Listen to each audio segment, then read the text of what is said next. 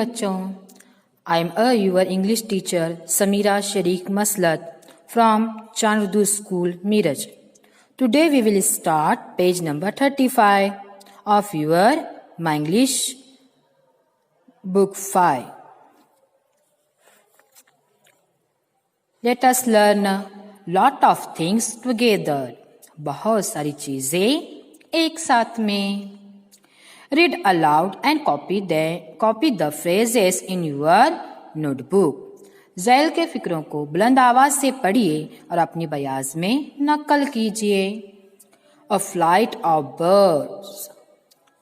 A flight of birds. A flock of geese. A flock of sheep. A grove of trees. A pack of dogs. A swarm of bees. A colony of ants. A herd of cattle. A group of children, a team of players, a crowd of people, a bundle of clothes, a bundle of sticks, a bunch of flowers, a bunch of keys, a bunch of grapes. A flight of birds. देखो आसमान में बहुत सारे परिंदे एक साथ में उड़ रहे हैं. इन्हें कहेंगे परिंदों का एक झुंड. परिंदों का एक झुंड. A flight of birds. अंग्रेजी में कहेंगे a flight of birds. झुंड के लिए यहाँ लफ्ज है flight. उसी तरह देखो यहाँ पर a flock of geese. देखो बहुत सारे हंस आसमान में उड़ रहे हैं. यानी हंसों का एक परा. हंसों का एक परा. परा इसके लिए अंग्रेजी लफ्ज है flock. A flock of sheep. देखो सेम वर्ड है फ्लॉक, लेकिन यहाँ पर उर्दू में एक अच्छी इस्तिलाह है, अच्छा लफ्ज है रेवड़. भेड़ों का एक रेवड़. A flock of sheep. A grove of trees. देखो दरख्तों का एक झुंड. A grove of trees.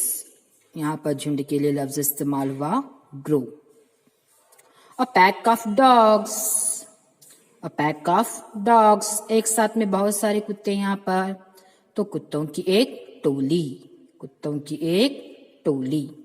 यहाँ पैक इस लफ्ज के लिए उर्दू में इस्तेलाह आई टोली. अ स्वैम ऑफ बीज. अ स्वैम ऑफ बीज. मक्खियों का एक परा. मक्खियों का एक परा. देखो यहाँ पर हंसों के लिए परा के लिए लफ्ज इस्तेमाल हुआ फ्लॉक, लेकिन यहाँ मक्खियों के लिए इस्तेमाल हुआ स्वैम. मक्खियों का एक परा. और कॉलोनी ऑफ आंट्स.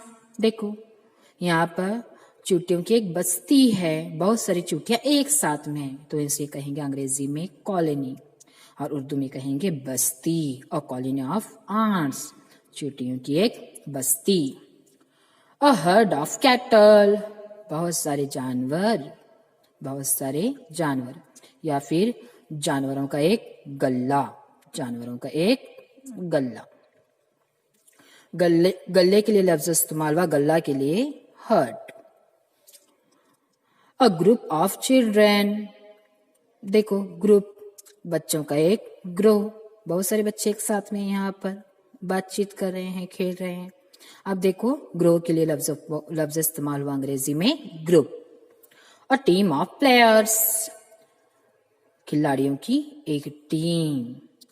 उर्दू में टीम ही कहेंगे. बहुत सारे खिलाड़ी एक साथ में. A crowd of people. लोगों की एक भीड़. लोगों की एक भीड़. भीड़. भीड़ के लिए हुआ क्राउड. एक भीड़ लोगों की. A bundle of clothes. कपड़ों का एक बंडल. कपड़ों की गठरी. कपड़ों की गठरी. A bundle of clothes. गठरी के लिए लफ्ज इस्तेमाल हुआ bundle. A bundle of sticks. देखो बहुत सारी लकड़ियों का एक गट्ठा बनाया गया है, और इस गट्ठे के लिए लफ्ज इस्तेमाल हुआ बंडल. तो लकड़ियों का एक bundle. A bunch of flowers. फूलों का एक गुलदस्ता. तो गुलदस्ते के लिए इस्तेमाल हुआ बंच. फूलों का एक गुलदस्ता, a bunch of flowers. A bunch of keys, चाबियों का एक गुच्छा। गुच्छे के लिए भी लफ्ज इस्तेमाल हुआ बंच, लेकिन उर्दू में उसके लिए इस्तेमाल हुआ गुच्छा। अ बंच ऑफ ग्रेप्स, देखो, अ बंच ऑफ ग्रेप्स, अंगूर का एक खोशा, अंगूर का एक खोशा।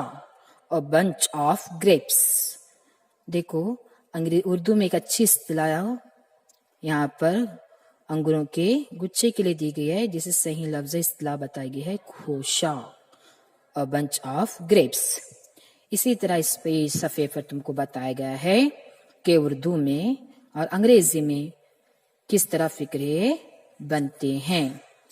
तो इसी तरह नीचे भी बताया गया, लिस्ट ऑफ नेम्स, नामों की एक फहरिस्त, और रो ऑफ चिल्ड्रन, बच्चों की एक कतार, और चेन ऑफ फ्लावर्स, फूलों की एक माला।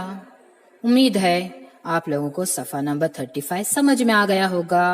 इसी तरह के आप 5 फ्रेजेस बनाएंगे।